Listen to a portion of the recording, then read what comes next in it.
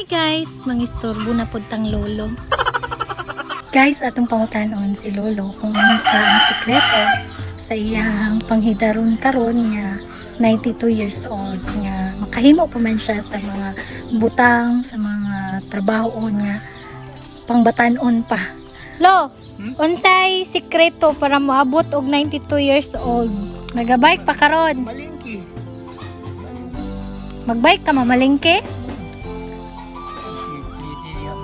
Pila man ka kilometro? Gikan 3 kilometers. Guys, ang kinaon ni Lolo kanunay bugas nga mais.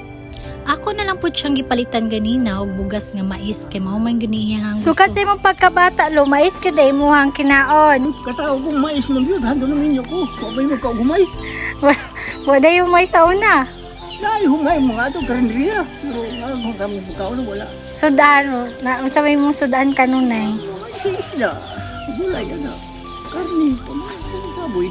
Imong pagtulog, okay ra imong tulog. Kaya ba? Wala, di ka magkuhan, mata-mata. Di ka sagahan, mga tiguang. Di naman ka, kuhan, tarong kong tulog. Nakatulog. Naay pa na akong gabi. Itong katulog. Oo na lang ni nabilin sa iyang Sa gabas na. gabas. Ug maulang to guys, daghang salamat.